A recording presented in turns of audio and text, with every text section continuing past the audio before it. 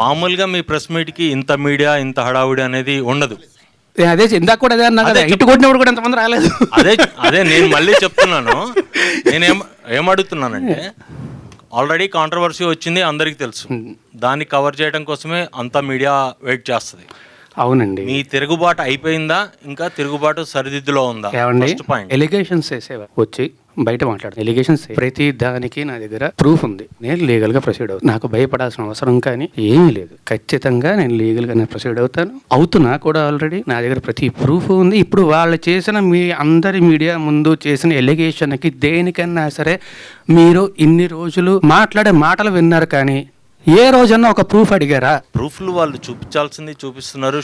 ప్రూఫ్లు వాళ్ళు చూపించలేదంటే ప్రూఫ్లు వాళ్ళు మేము కోర్టులో చూపించుకుంటా ఉన్నారు. నేను మళ్ళీ చెప్తున్నా, దయచేసి I respect all you people, please don't talk about the topic. Cinema గురించి మాట్లాడుకుందాం. లేదు ఫస్ట్ ఇది అయిపోయాక సినిమా గురించి మాట్లాడాను. సినిమానే, దానికేం ప్రాబ్లం లేదు. అంటే మెయిన్ ఎలిగేషన్ ఏంటంటే మీరు లివింగ్ టుగెదర్ అనేదే మెయిన్ ఎలిగేషన్. నేను ఫస్ట్ డే ఆవిడ వచ్చి మాట్లాడిన రోజు, ఫస్ట్ డే వచ్చి మీడియా అందరితోనే మాట్లాడాను. నేను ఆ రోజు చెప్పిన దాంట్లో ఏ అబద్ధము లేదు, ఇప్పుడు కూడా ఏ అబద్ధము చెప్పట్లేదు. అబద్ధం చెప్పాల్సిన అవసరం కూడా నాకు లేదు. ఆ రోజే వచ్చి, ఇప్పుడు నేను ఆ రోజు ఆవిడ బయటకు వచ్చి మాట్లాడిన దగ్గర నుంచి ఈ రోజు దాకా నేను బయటికి రాలేదు, మాట్లాడలేదు అంటే మీరు అడగచ్చు.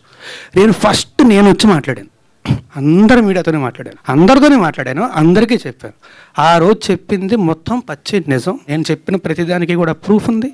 అది దాటి కూడా ఇంకా చాలా ప్రూఫ్లు నా సోదరుడు శేఖర్ భాష తీసుకొచ్చాడు. నా దగ్గర కూడా ఇంకా చాలా ఉన్నాయి. అందులో వేరే వాళ్ళ పేర్లు అవి డీటెయిల్స్ ఉన్నాయి కాబట్టి వాళ్ళ గురించి బయటపెట్టడం ఇష్టం లేక నేను అవి కూడా బయటపెట్టట్లేను.